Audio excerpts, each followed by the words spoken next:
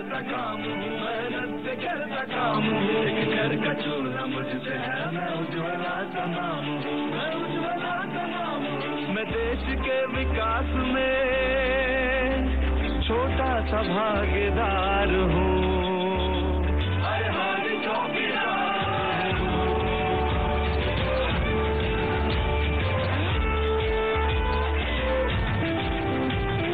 उंगलियां उठाएंगे वो झूठ कहते जाएंगे, सच की परख तो है मुझे, वो क्या मुझे बहकाएंगे, क्या मुझे बहकाएंगे। कि झूठ के कपाल पे मैं सत्य का प्रहार हूँ, हाँ मैं भी चौकीदार हूँ, हाँ मैं भी चौकीदार हूँ।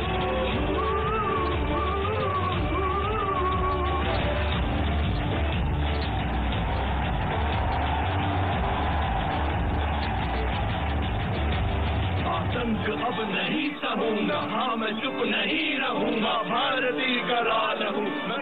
बहुत बहुत स्वागत है हमारे चहीते प्रधान चौकीदार लोकप्रिय प्रधानमंत्री श्री नरेंद्र मोदी जी का। देवियों और सज्जनों, हम आप सबके साथ शेयर करना चाहेंगे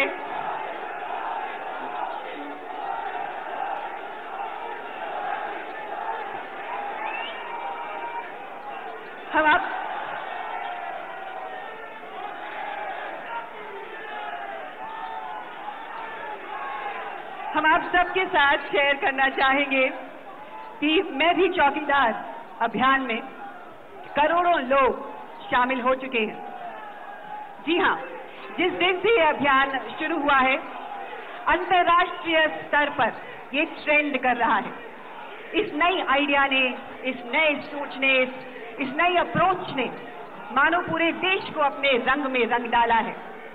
हमारे दिल दिमाग पर ही नहीं बल्कि सोशल मीडिया पर भी इस अभियान ने धूम मचा रखी है। जी हाँ, सोशल मीडिया पर हैशटैग मैं भी चौकीदार अभियान के 1680 करोड़ इंप्रेशंस हुए हैं।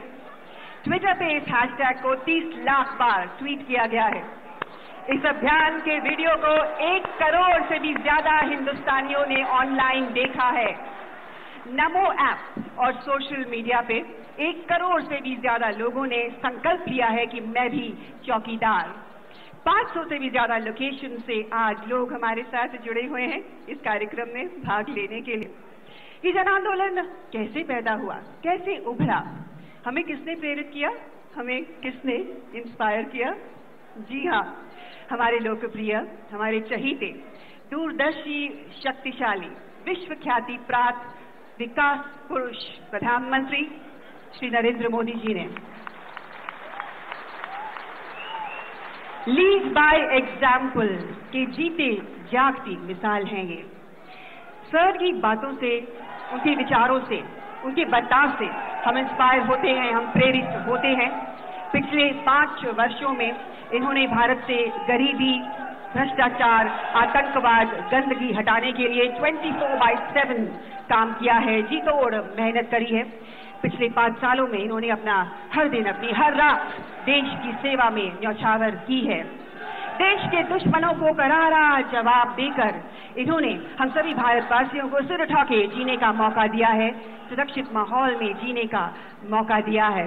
जी हाँ, सही मायनों में प्रधान चौकीदार हैं श्री नरेंद्र मोदी जी भारत के, क्योंकि नहीं झुका करते हैं दुनिया से करने को समझौता, ऊंचे से ऊंचे सपनों को जो देते रहते न्योता, दूर देखती जिनकी बहनी आंख भविष्य का तमचीर, हम हैं इनके साथ खड़े क्योंकि ये सीधी रखते अपनी रीढ़। मैं भारत के लोकप्रिय माननीय प्रधानमंत्री जी से निवेदन करूंगी कि वे इस सभा को सर प्लीज संबोधित करें।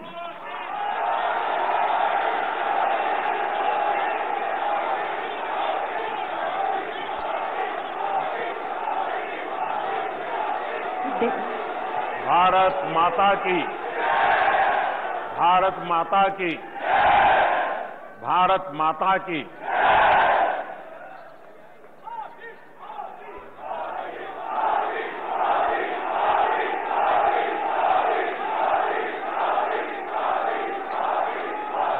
भर के चौकीदारों को मेरा नमस्कार।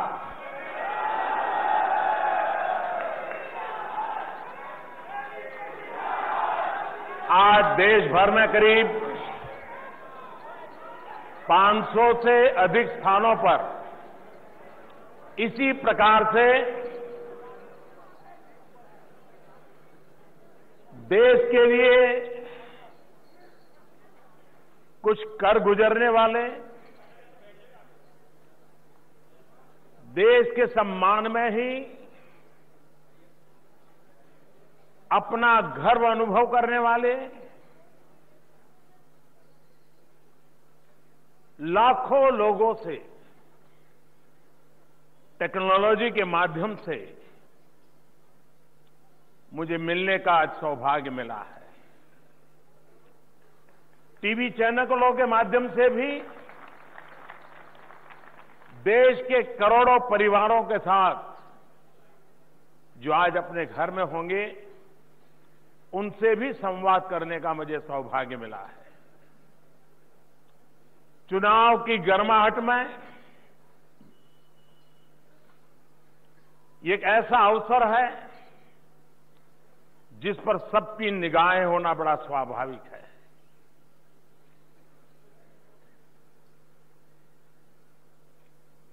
दो 2013-14 में जब लोकसभा का चुनाव चल रहा था, मैं देश के लिए नया था। एक मुख्यमंत्री के रूप में मेरी थोड़ी बहुत पहचान थी। ज्यादातर मेरे आलोचकों ने मेरी प्रसिद्धि ज्यादा की थी।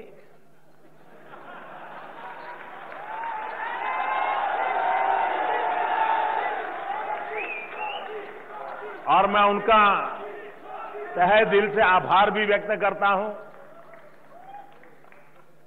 क्योंकि उन्हीं के कारण देश में मेरे विषय में एक जिज्ञासा पैदा हुई थी कि आखिर इंसान है कौन।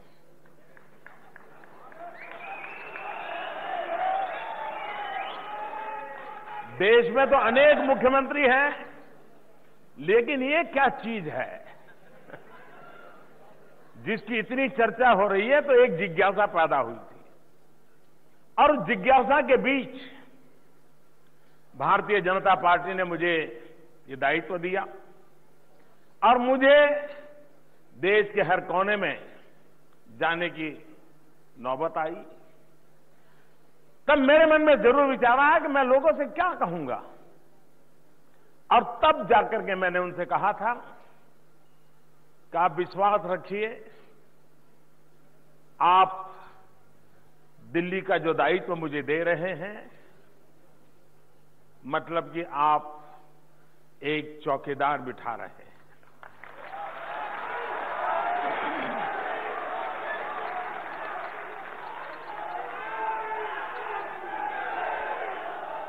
और एक चौकीदार के रूप में मैं इस दायित्व को निभाने का पूरा प्रयास करूं।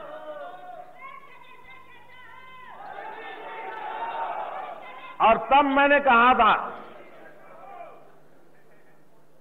कि देश का सामान्य मानवी देश के लिए टैक्स देता है, अलग अलग प्रकार से धनराशि देता है, और इस पर देश के गरीबों का हक होता है। और मेरी ये कोशिश रहेगी कि मैं कभी भी जनता के इस पैसों पर कोई पंजा नहीं पड़ने दूंगा।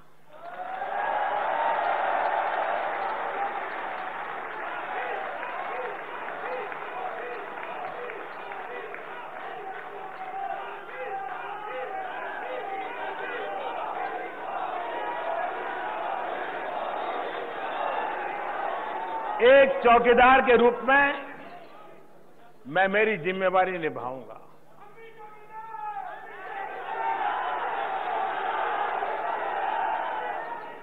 लेकिन कुछ लोगों की बौद्धिक मर्यादाएं रहती है, उनका ज्यादा विकास होता नहीं है, और जिनकी बौद्धिक मर्यादाएं होती हैं उनकी सोच भी बड़ी मर्यादित होती है। तो उनके दिमाग में चौकीदार का मतलब टोपी पहनी है, यूनिफॉर्म पहना है, बीसल बजा रहा है, डंडा लेकर के ठोक रहा है, ये उनकी सोचने की मर्यादा का परिणाम है।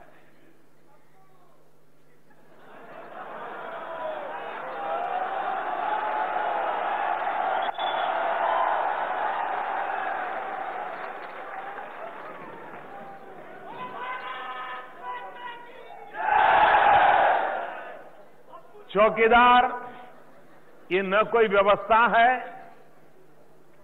चौकीदार ये न कोई यूनिफॉर्म की पहचान है, चौकीदार न ही कोई एक चौखट में बंधा हुआ है, चौकीदार एक स्पिरिट है,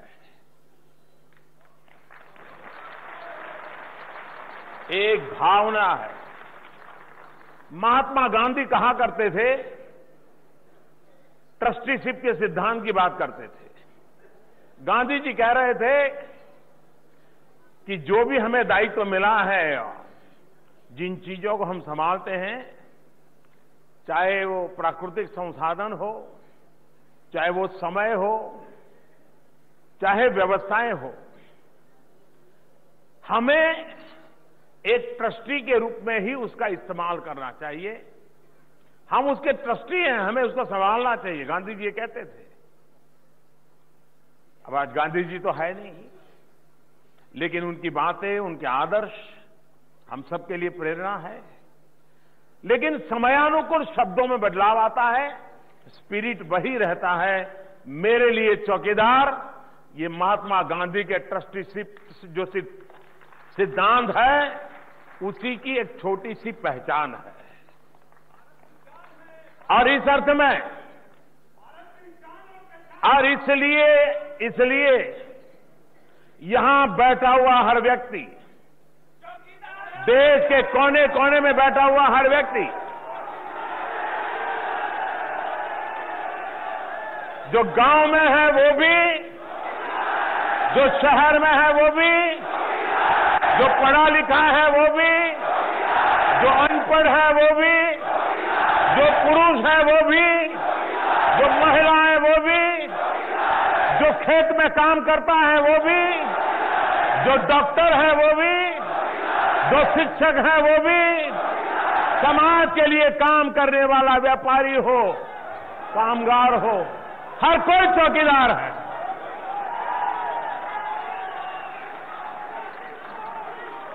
और ये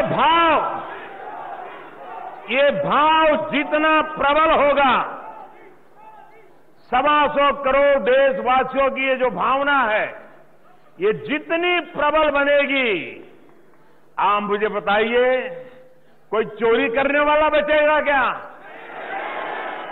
कोई चोरी करने का इरादा बचेगा क्या?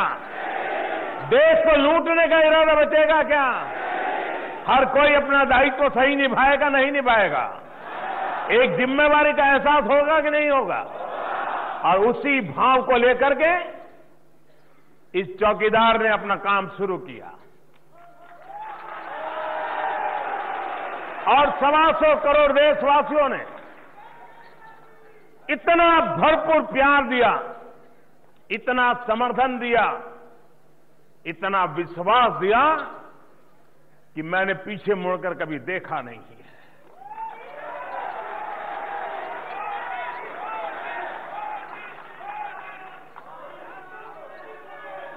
और आज 2019 के चुनाव, हर कोई मैदान में है, मतदाता बड़ी बारीकी से देख रहा है।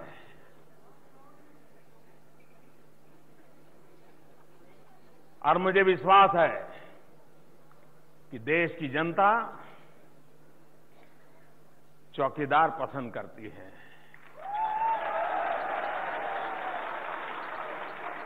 देश की जनता को राजा महाराजाओं की जरूरत नहीं है। देश की जनता को हुक्मनारों की जरूरत नहीं है। और इसलिए मुझे खुशी है कि चौकीदार का भाव निरंतर विस्तार होता जा रहा है। आज मैं हर प्रकार से अपने जीवन में एक चौकीदार की तरह काम करने वाले आप सबको मेरे सामने जब देख रहा हूं और हिंदुस्तान के 500 से अधिक जगह पर इस एक भाव से जो लोग जुटे हैं, उनको मैं आदरपूर्वक नमन करता हूं, आप सबका अभिनंदन करता हूं। और मैं चाहूंगा कि आज कुछ आपसे बातें करूं, आपसे संवाद करूं और हम आगे का समय बातचीत में बिताएं।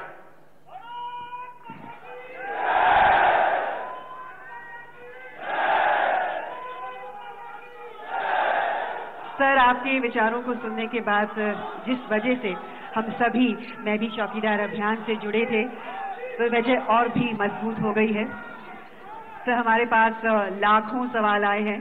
हम सभी उत्सुक हैं आपके साथ बातचीत करने के लिए। लाखों सवाल आए हैं देश भर से।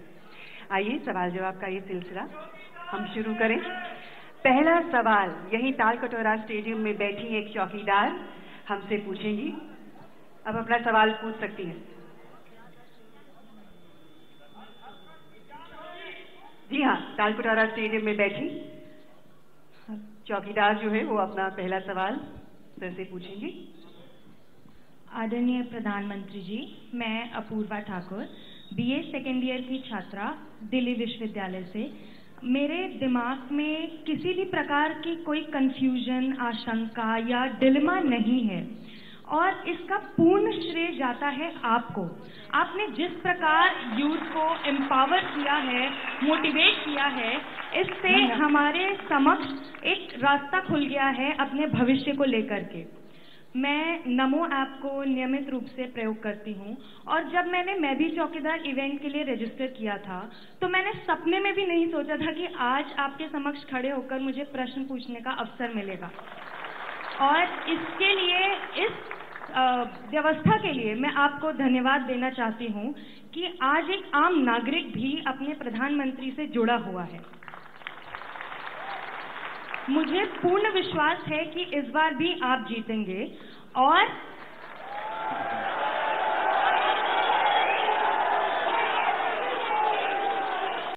इस बार जब आप शपथ लेंगे तो मैं ये जानना चाहती हूँ कि आपकी हम चौकीदारों से क्या अपेक्षा है, आप हमसे क्या उम्मीद रखते हैं।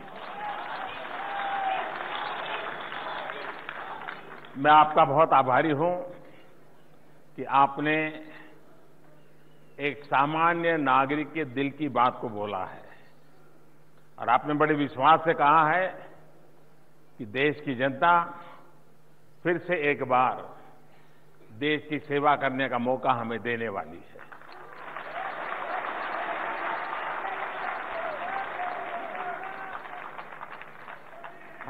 मुझे खुशी है कि हमारे देश के युवा दूर का देखते हैं। हम राजनेता तो अभी 1 तारीख को, 11 तारीख को पोलिंग होगा तब क्या होगा, 21 तारीख को पोलिंग होगा तो क्या होगा, उसी में दिल लगे पड़े हैं। आप शपथ का सोच रही हैं।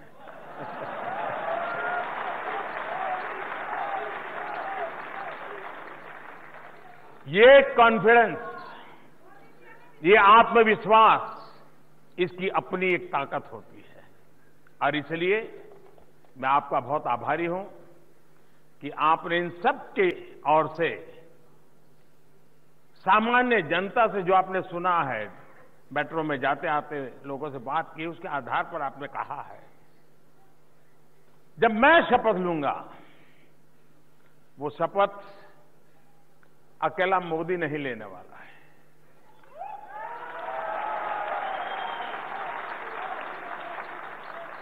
130 करोड़ हिंदुस्तानी लेने वाले हैं।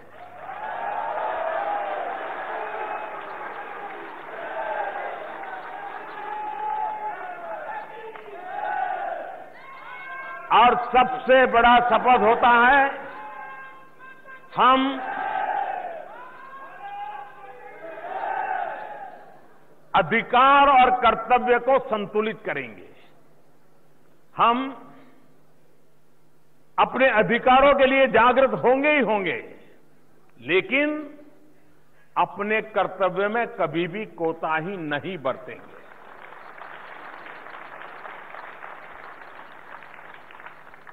एक टीचर अपना कर्तव्य निभाता है तो विद्यार्थी का और देश का भविष्य बदल जाता है। एक पुलिस वाला अपना कर्तव्य निभाता है तो समस्याओं का समाधान अपने आप होने लगता है। और उस अर्थ में हमारे देश में पिछले 5 साल जो मुझे सफलता मिली है, उसका मूल कारण जन भागीदारी है। कोई कल्पना कर सकता है कि आज स्वच्छता ये आंदोलन मोदी का नहीं, 125 करोड़ देशवासियों का बन गया। और ये अब आप चौकीदार बने तभी हुआ है, और ये बिना शपथ लिए हुआ है। अगर इस बार आप शपथ लेके करोगे तो पता नहीं परिणाम कितना बड़ा आएगा।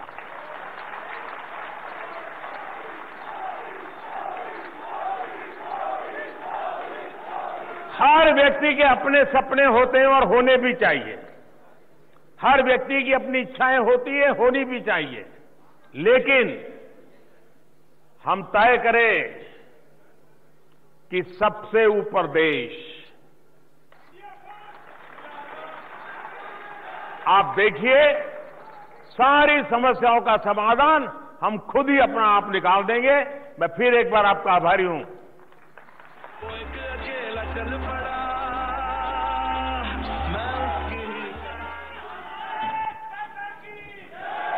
अगला सवाल हम लेंगे मुंबई महाराष्ट्र से। महाराष्ट्र के माननीय मुख्यमंत्री श्री देवेंद्र फडणवीस जी भी इस कार्यक्रम में उपस्थित हैं। अगला सवाल मुंबई महाराष्ट्र से।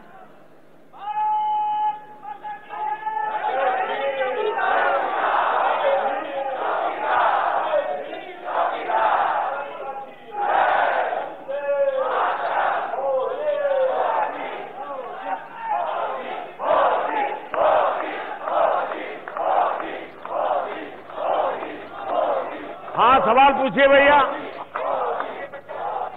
महाराष्ट्र मुख्यमंत्री जी को हमारा नमस्कार।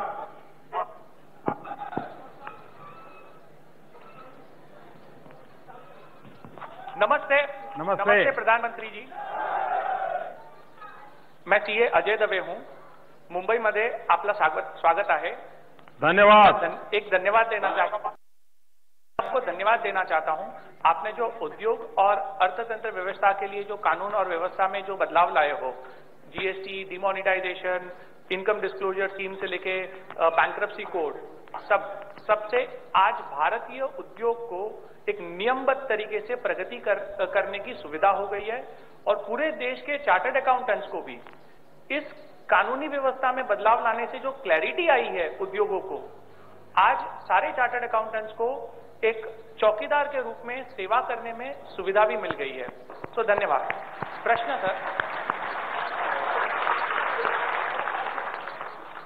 सर, हमारा प्रश्न ये है सर, बालाकोट में जो आपने करके दिखाया वो गजब हो गया और सबका सीना गर्व से फूल गया है। मित्र, परिवार, सबको एक गर्व की भावना है और पूरे देश में आज एक ऐसा लग रहा है कि सालों बाद किसी ने भारत का दम दिखाया।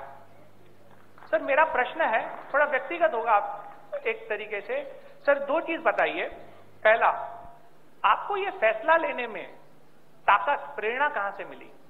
और दूसरा, आपके मन में क्या ये विचार आया एक क्षण के लिए भी कि यदि इस ऑपरेशन में कोई चूक हो जाती तो आपके राजनीतिक भविष्य का क्या होगा? धन्यवाद सर। दवे जी, एक तो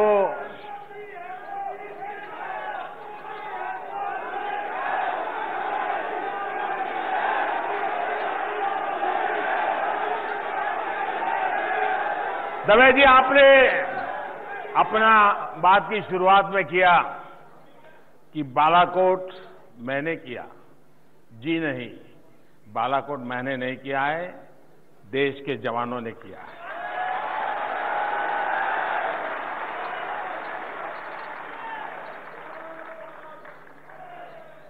हमारे सुरक्षा बलों ने किया है और ये सबसे पहले हम सब की तरफ से उनको सैल्यूट।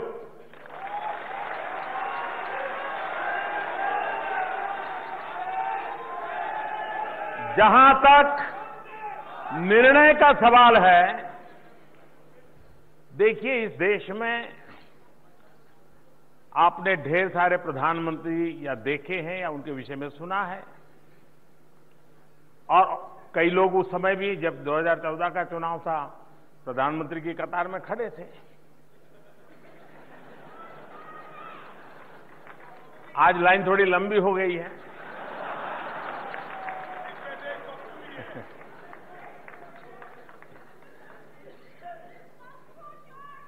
अगर मोदी अपने राजनीतिक भविष्य का सोचता, ऐसा होता तो ऐसा होता, ऐसा होता तो ऐसा होता, तो वो मोदी नहीं होता।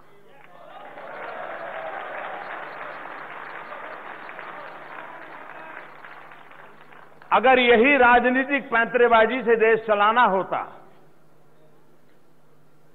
नफा नुकसान का हिसाब करके देश चलाना होता, अपने राजनीतिक हित, अपनी राजनीतिक भलाई उसी को लेकर के अगर निर्णय करने होते तो मोदी की इस देश में प्रधानमंत्री बनने की कोई जरूरत नहीं थी।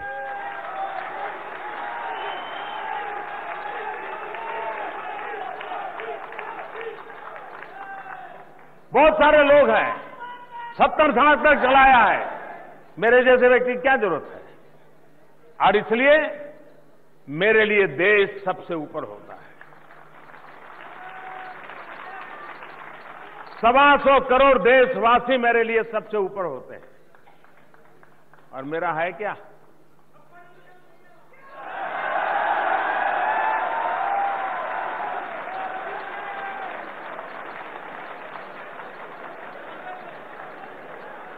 आगे पीछे कोई चिंता नहीं रखी है। दूसरा, मुझ जैसे राष्ट्रीय राजनीति में अनजान व्यक्ति को 30 साल के बाद देश की जनता ने पूर्ण बहुमत दिया है।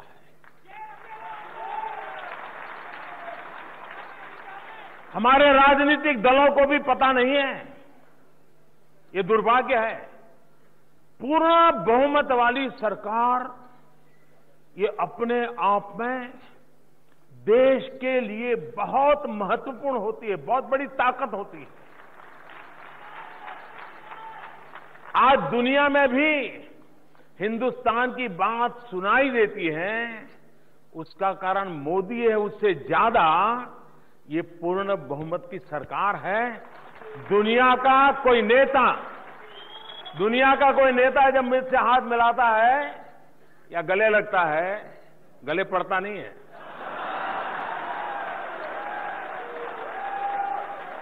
तो उसको मोदी नहीं दिखता है। पूर्ण बहुमत वाली सरकार, उसके माध्यम से 125 करोड़ हिंदुस्तानी दिखते हैं, और तब जाकर के बराबरी की बात होती है।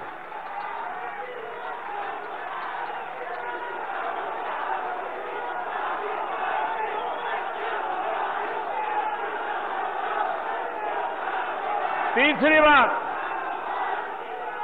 ये निर्णय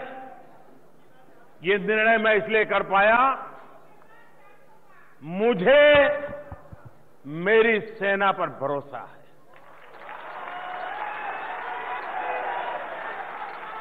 उन्हें छूट दे पाया, इसका कारण यह कि मुझे उनकी डिसिप्लिन में भरोसा है कि वो कभी वैसा काम कभी नहीं करेंगे जिसके कारण मेरे देश को नीचा देखने की नौबत आए। इसलिए उनके सामर्थ्य पर भरोसा और उनके डिसिप्लिन पर विश्वास, इसके कारण उनके हाथ में इतना बड़ा निर्णय देने की मुझ में ताकत थी।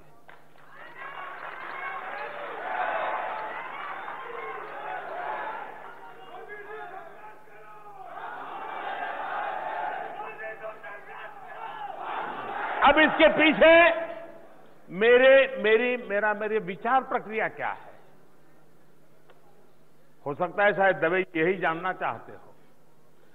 देखिए, ये आतंकवाद से हम 40 साल से पीड़ित हैं। कौन ये पाप करता है सारी दुनिया को पता है। रिमोट कंट्रोल कहां है सबको मालूम है। आतंकवादियों के आका कहां बैठे हैं सबको मालूम है। और वे आए मारे चले जाए। मुंबई में आए, अनेक लोगों को मार के चले जाए, उरी में आए। अब मुझे बताइए, हमारे सेना के जवान रोज लड़ रहे हैं, थोड़ा देर पता चले इस कोने में है तो पहुंच जाते हैं, और सुबह टीवी चालू करो तो पता चल रहा है हाँ वहां चल रही है गोलियां। वो हिम्मत के साथ कर रहे हैं। लेकिन ये कब तक चलेगा? और तब मैंने तय किया कि अब ये जहां से कंट्रोल होता है खेल वहीं खेला जाएगा।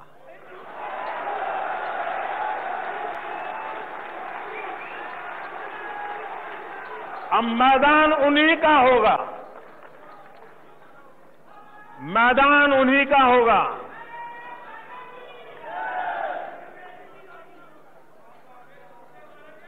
और आतंकवाद, और मुझे सबसे बड़ी बात, कभी कभी ये हमारे देश के भी कुछ बड़े बुद्धिमान लोग जो चर्चा करते हैं, मुझे बड़ी शर्मिंदगी होती है कि उनको हो क्या गया है।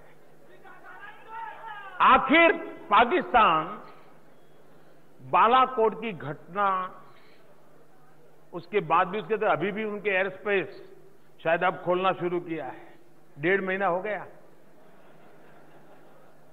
अब उनको लगा है शायद मोदी चुनाव में बिजी हो गया है तो शायद कुछ करेगा नहीं। मेरे लिए चुनाव प्रायोरिटी नहीं है जी, देश प्रायोरिटी है।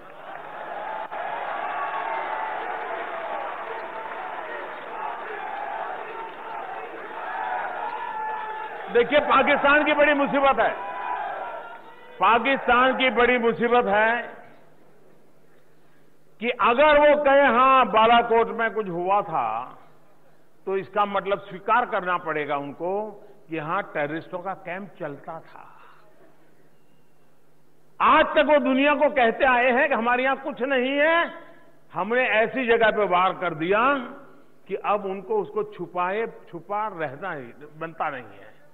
आपने देखा हो 1.5 महीना हो गया किसी को जाने नहीं देते, और हमें कुछ लोग बताते हैं कि फिर से उस सारे इलाके को रिकंस्ट्रक्शन किया जा रहा है और उसको एक ऐसा रूप दिया जा रहा है, वहां बच्चों का स्कूल चल रहा है, ताकि दुनिया को ले जाकर के दिखाया जाए कि वहां कभी टेररिस्ट कैंप था ही नहीं।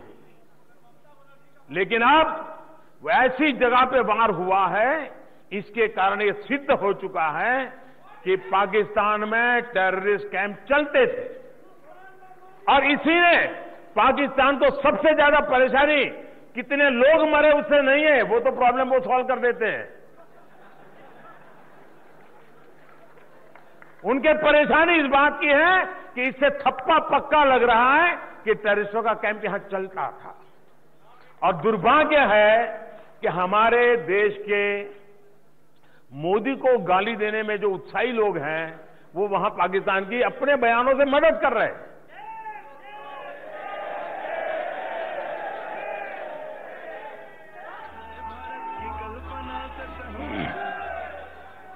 सर, अगला सवाल ग्वालियर मध्य प्रदेश से है।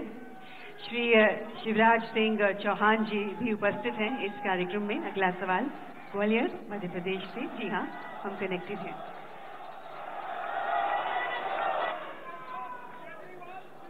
ग्वालियर नमस्कार, शुरू कीजिए। हाँ, ग्वालियर।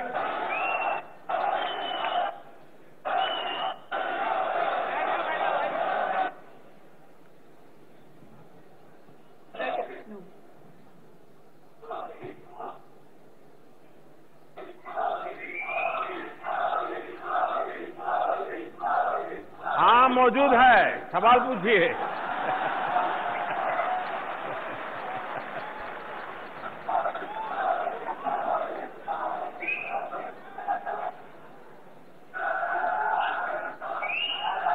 बोलो भारत माता की, भारत माता की। सभी लोग अपना अपना स्थान ग्रहण कर लें, सभी लोग अपना स्थान ग्रहण कर लें। हाँ, सवाल पूछिए, देश पूरा इंतजार कर रहा है ग्वालियर को सुनने के लिए। सभी अपना स्थान ग्रहण कर लें।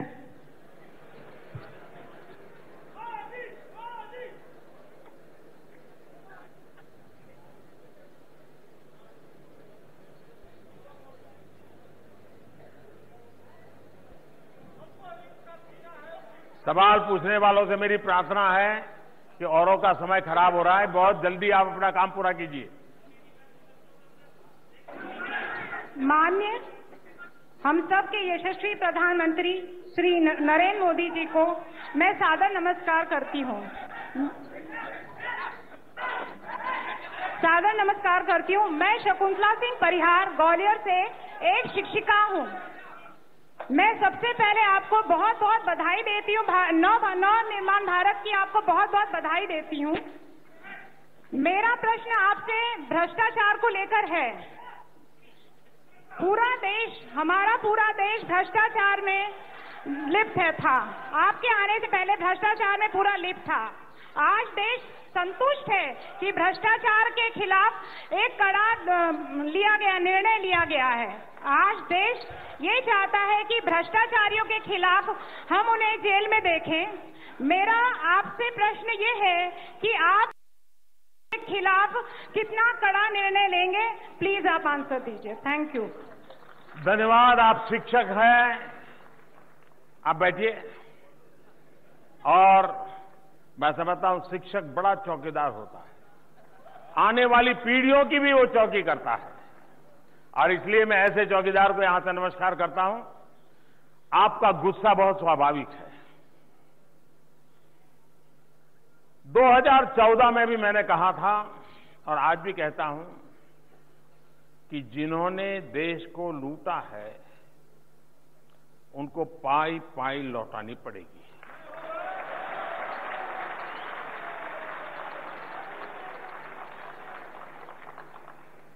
अब आपने देखा होगा 2014 से सारी चीजें इकट्ठा करना, सबको समेटना, अफसर भी वही थे जो कभी न कभी उनके साथ काम किया था। अब धीरे धीरे वो अफसर रिटायर्ड हो रहे हैं, नए आ रहे हैं, तो जरा मेरे काम की सुविधा भी बढ़ रही है।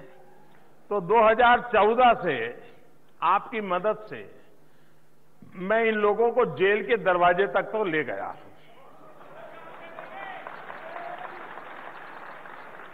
कोई जमानत पर है, कोई अभी डेट ले रहा है, लोग चक्कर काट रहे हैं, लेकिन 2014 से मेहनत करते करते पुराने अफसर गए, धीरे धीरे जगह खाली हो गए, नए आए, तो अब कागज भी हाथ लगने लगे हैं, बराबर मामला सीधी दिशा में जा रहा है।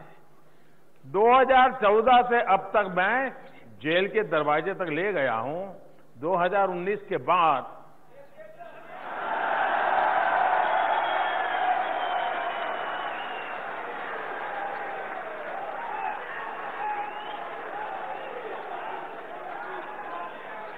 ये जो भागते हैं ना, उनको भी यही कारण है, डर लग रहा है।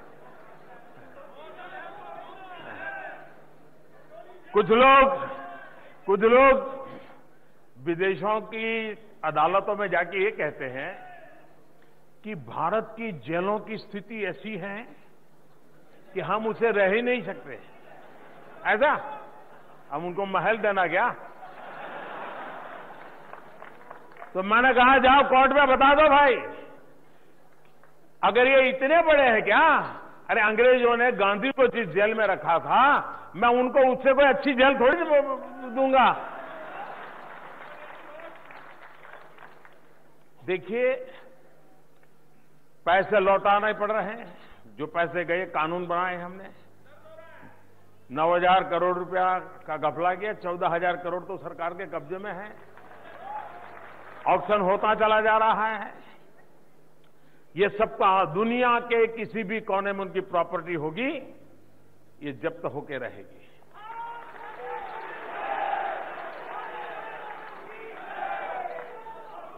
और कभी न कभी हिंदुस्तान के कानून के शरण उनको भी आना पड़ेगा। दूसरी बात है,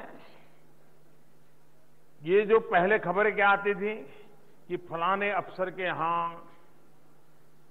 बिस्तर के नीचे से नोटों का बंडल निकलाते थे कि नहीं आते थे, अब बंद हो गया। पहले जितने लोग टैक्स देते थे, आज उससे करीब करीब डबल हो गए। हर एक को लगता है भाई ईमानदारी का माहौल बन रहा है, चलो हम भी ईमानदारी से चले। तो हमारे दो प्रकार से काम है। एक, ईमानदारों को पुरस्कृत करना, ईमानदारों को प्रोत्साहित करना, ईमानदारी का सम्मान बढ़ाना। उनका मान सम्मान बढ़ाने की हमारे यहां परंपरा ही नहीं रही जी। आपने देखा इस बार बजट में हमने ऑफिशियली पार्लियामेंट के फ्लोर पर टैक्स पेयर का धन्यवाद किया है। इनका गौरव करना चाहिए। हम उनको नीचा दिखा करके चाहें कि देश चले तो कैसे चलेगा भाई? अनाप शराब गालियां देकर के हम उनको परेशान करेंगे तो क्या होगा? हम उस रास्ते पर जाना नहीं चाहते। मेरे लिए टैक्स पेयर देश के गरीबों की सेवा करने के लिए वो अपनी भूमिका अदा कर रहा है, ईमानदारी से अदा कर रहा है, उसका मान सम्मान गौरव एक रास्ता। दूसरा, जो गलत करता है वो किसी भी हालत में बचना नहीं चाहिए। और ये कानून बनाए हैं, व्यवस्था बनाई है, लोगों को लगाया है, ये तो किया है। लेकिन जब पता चलता है कि ऊपर गड़बड़ नहीं है तो फिर नीचे ठीक होना शुरू हो जाता है। वरना तो रास्ते चलता है, 5 रुपया किसी का मारेगा तो भी कहेगा ऊपर पहुंचाना है, और किसी को लगता है ऊपर यानी पीएम को पहुंचाता होगा। लेकिन अब देश को पता है कि ऊपर कोई लेने वाला रहे नहीं तो नीचे देने वाला भी बंद हो गया। लेकिन इसको विस्तार से हम बहुत कुछ बातें कह सकते हैं, मैं आपका समय लेता नहीं हूं। देश के सामान्य मानवी की अपेक्षा है कि देश में लूटने वाले बचने नहीं चाहिए, और मैं वादा करता हूं इस काम को मैं करके रहूंगा। मैं देश के विकास में छोटा सा भागीदार हूं। आज मैं भी चौकीदार नाम के इस कार्यक्रम में भाजपा के कई सारे वरिष्ठ नेता भी शामिल हैं। श्री अमित शाह जी मौजूद हैं चांदनी चौक में, श्री सुषमा स्वराज जी मौजूद हैं वेस्ट दिल्ली में, श्री राजनाथ सिंह जी ईस्ट दिल्ली में। कई सारे नेता हमारे साथ बने हुए हैं, इस कार्यक्रम का हिस्सा बने हुए हैं। अगला सवाल हम लेंगे बेंगलुरु कर्नाटका से। या कनेक्टेड, आप अपना सवाल पूछिए। कर्नाटका, नमस्कार। हाँ, बेंगलुरु, बताइए।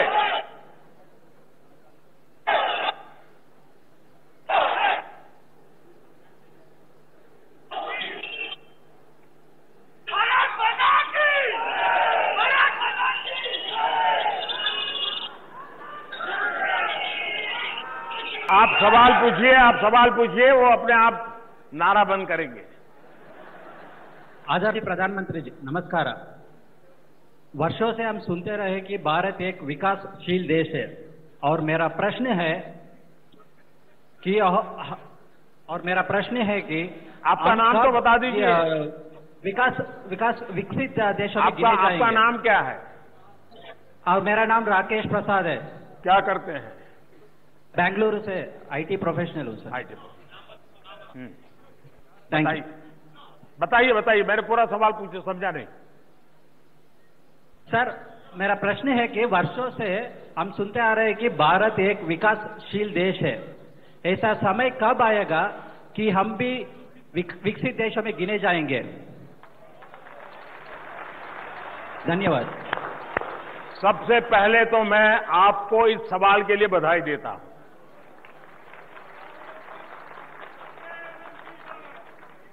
जब हिंदुस्तान के सामान्य मानवी के दिल में ये इच्छा जगती है, इसका मन में एक भाव जगता है कि भाई कब तक विकासशील, कभी तो विकसित देश बनना चाहिए, और ये सवाल में वो एक इच्छा पड़ी है, आकांक्षा पड़ी है, और कर सके ऐसे व्यक्ति पे भरोसा भी पड़ा है।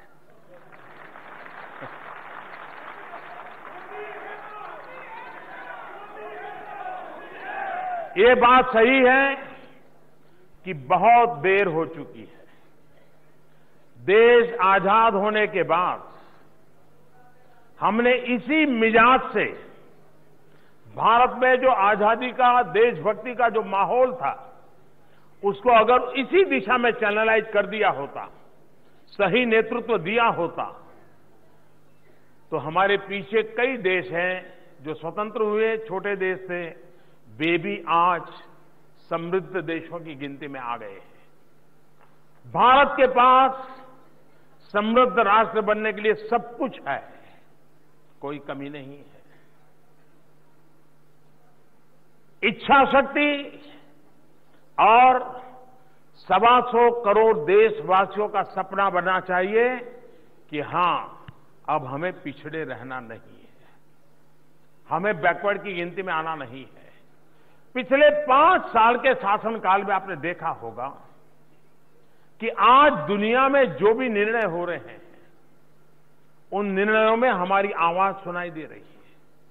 2014 में जब मैं आया तो विश्व की अर्थव्यवस्था में हम 11 नंबर पे थे, और आप जानकर के हैरान होंगे कि जब हम 11 नंबर पर थे तो उस समय के वित्त मंत्री, पुरानी सरकार के वित्त मंत्री